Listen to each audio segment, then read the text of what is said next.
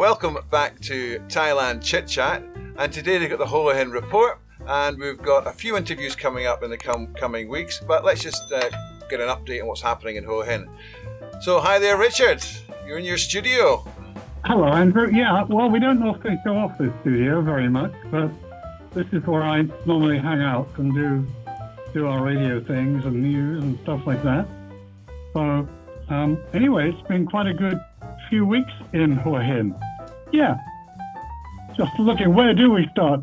We've been on a bit of a walk. I went out on a bit of a walk recently. I joined the Hua Hin Trail Runners and Banyan, and we had a good old hike over some of the hills behind Banyan Golf Course, and we went right up on top of the hills, and then we could look down over the Seven Kings Park, the Rajapak Park there, just south of Hua Hin. And it's a view that very few people have the opportunity to see. So my real point is that there are often some walks and runs around, the area, and it's well worth getting involved because they do give you an opportunity, A, to see new places around Hua Hin, and B, meet new people. And we had about 80 people on this walk and run and things. It was very, very good. Well, I must admit, I was down in Hua Hin maybe 2-3 weeks ago, staying at the Mango Resort, and that was way back from the beach, and it was really nice, very, very nice. There's an awful lot to see, away from the beach and going into the hills and the mountains. And if you're into 4-wheel driving, obviously you'd be living in Thailand to have a 4-wheel drive vehicle. There's lots of trails going up towards the border as well. How accessible is that up to the Burmese border? Because you're not that far. Yes, you up to Palau, where the waterfall is, and there are a couple of checkpoints along the way there, because they do want to see if there's any traffic, going to and fro between the border. There's no real crossing point around this area. You've got to drive south, Singkong area, just south of Prachuap Khiri, where the Burmese border comes really close to Prachuap. That's the best crossing point, and it's where, a lot of trade is done. But around here, no, it's a little way inland. In fact, if you drive about 35 minutes inland, you get to the Monsoon Valley Vineyard, right, which is very close to the border. But you can't really drive easily up to the border, so far as I'm aware. Right, okay. But lots to see anyway, away from the beach. It's not just just the beach. Good. Okay. Great. Let me take that on to the next subject, which was a club that I mention quite frequently is the Royal Coast Riviera Club. They had a meeting last week, and they're putting together a map of lots of different places that are well worth visiting around the area that few people actually know about. This map is under development, and I think that's going to get launched over the next couple of months or so. But it will be ideal, not just for tourists, but for local residents who want to go and see places that are a little bit hidden, off the beaten track, and certainly well worth, a morning or an afternoon. Because, there are lots of things to do in Hua Hin, but a lot of people don't know that a lot of beautiful places exist that are not far away. Right. Okay. So, what else is happening down in Hua Hin? Okay, Royal Coast Review, which was an online publication, which we've mentioned from time to time, run by David Watson. David's gone back to Australia and has put Royal Coast Review on hold, so there won't be any further publications there from them, which is a bit sad. But Hua Hin today has really taken the lead in terms of news content locally. And I think the other thing that we didn't mention is that the radio station, we rebranded our radio station from Surf 102.5 to Surf Radio. So you can see on the screen behind me, it's Surf Radio. We've changed the logo now as well. I'll send you a copy. And we've got some new jingles, and the whole thing has just been given a facelift and a little more fun now. So, so the radio station's doing very well, busy with advertising, so that's quite good. And we're looking to be really busy this year as we head towards the high season. Right, tell me about why did you change the logo? Well, I like the old logo, but we thought that it was just time to refresh everything. And the trend in terms of logos is to have more of a bold statement rather than an arty piece of graphic. Yes. And so we decided to do that. But, the station is really doing well and very popular still now. I think we're gaining a little more ground, more interest from local people, which is great. But still, there is a possibility that many local radio stations may have to close at the end of 2024. And we don't know quite where we stand with that just yet. Why is that? But, the government's just... Sorry? Why is that? Because there are basically so many small radio stations. A lot of them are very poorly run, not necessarily in the interest of, in brackets, community. And a lot of them have been used to just sell maybe one, product. And also technically, a lot of them are not very, they're not very good, and the quality isn't very good. So the government's simple solution is re-auction a handful of licenses and shut the rest down. And that's basically been the process. Now, they did auction new stations last August, 2022. We didn't apply for the local one here because of, I'm not going to go into that. There are good reasons why we didn't get involved with that. That really signals the fact that we may have to close at the end of next year. Now, since then, the government is saying, well, actually, they are realizing there are a few radio stations that do make sense and do run properly, and there may be some exceptions. Right. So there is a slim chance that we may be offered the opportunity to continue. And the other aspect of that is that digital broadcasting, DAB plus radio, is at last being rolled out in Thailand. It's on in parts of Bangkok, in Pattaya, Chiang Mai, I think Khon Kaen, maybe down in Phuket. Prachuapkhirikan will be online, hopefully on DAB before the end of the year. And that's something that we may well get involved with. I think we're going to be involved with the trial test broadcast for our area in the early stages, which hopefully will be before the end of this year. But we don't tell anybody about that just yet. All right, I won't tell anybody. We'll keep it a little secret. Yeah. Okay. We'll keep that quiet. Yeah. So we'll just see how we go. The radio station's picking up. And if you haven't heard the radio, if you're watching the video, check out surf.radio. And that's all it is. There's no .com, surf.radio. Take you to our website and you can listen to us there and find out all about what we're doing.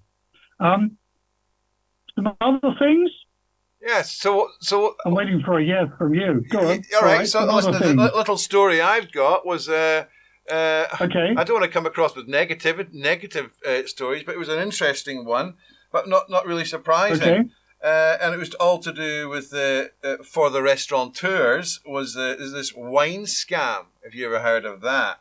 And what was happening was people were calling up, and they were booking for a group, let's say 25 people at the restaurant, and they would say they want a particular wine, and they would say, this is the company that sells the wine, contact them.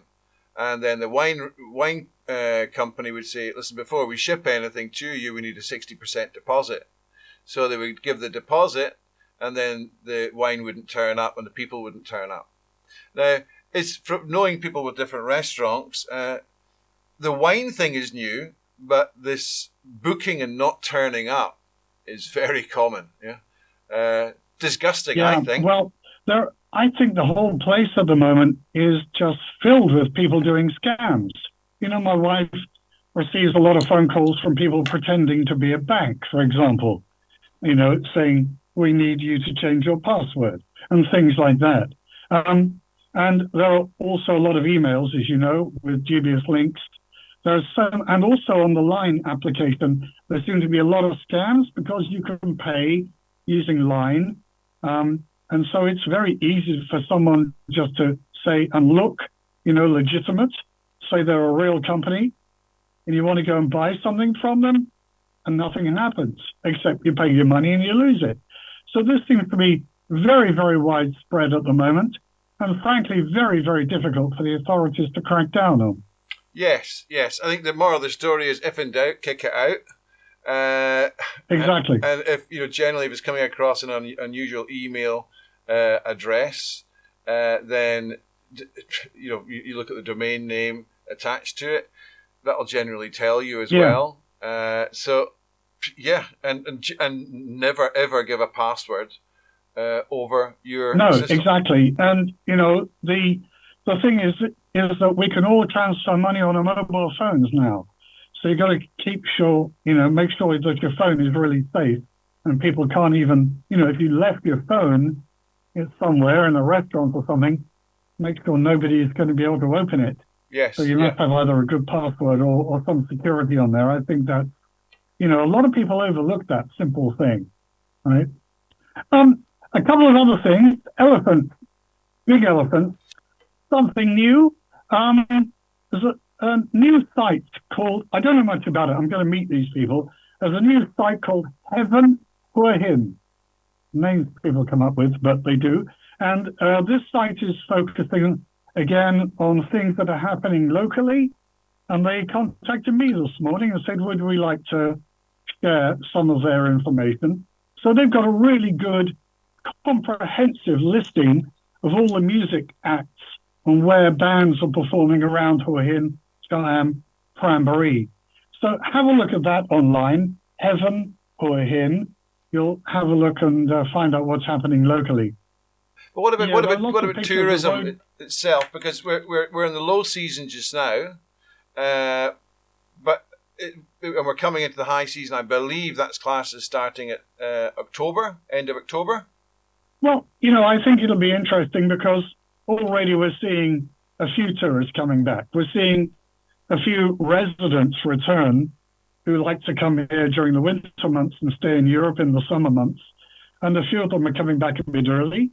A lot of them have got houses here. That's the local residents from Europe. And so they're coming back already. Not much in the way of Chinese still. The Chinese are still restricting some of the countries and places where their nationals are allowed to visit. But I dare say they will open up to Thailand over the next few weeks. I don't know. We shall just have to see how it goes. A lot of restaurants are hurting at the moment. And, the place is still relatively quiet. But, weekends are up and lively. A lot of people down from Bangkok at the weekends, Friday, Saturday, Sunday as usual. Oh, and I meant to mention, talking of that, the Standard Hotel had their Colours event last week, and they had around 2,000 people come to the grounds of the Standard. They got big gardens down by the beach, and it was basically a rave with loads of people, very sexy girls there, and the pool and the drinks, and it was a great fun night for a lot of people. Quite expensive, but they had almost 2,000 people there, so they did very well. And you were there in the pool? I didn't go in the pool. I went and I actually went there fairly early because I didn't want to stay too late because I got family here. But I did go and have a look, took some photos. It was good. Great music, lively, exciting. I didn't know anybody or hardly anybody because nearly everyone had come down from Bangkok. Right. Okay. All right. Yeah. But it was good. It was great. Yeah. What about events? What else have we got going on? Okay, what else is going on? One that you mentioned just before we started, Joe Rooney is apparently a comedian, and he's with the Bangkok Comedy Club coming to Hua Hin next week, I think on the 7th of September. You can have a look at the Facebook page of Father Ted or the radio station. We have it down there. I gather Joe has promised Bill Page an interview on the radio, so we'll hopefully get that over the next few days. Okay, so that's basically what's happening in Hua Hin at the moment. I think that's enough for now, isn't it? I think it is, yeah. All right, so thank you very much, Richard, for the update. Good to see you again. It's been a little while. I was back in the UK and different things happening, which I'll update everybody on later on. But thanks very much again. Speak to you later. Pleasure. Always enjoyed chatting with you, Andrew. Thank you very much. Next time. Take care now. Bye-bye. Okay, all the best. Cheers. Bye. Thank you very much, everybody, for watching Thailand ChitChat and the Hua Hin Report. As I mentioned earlier at the opening, we have a couple of interviews coming up over the next couple of weeks. Please stay tuned, and we'll see you next time.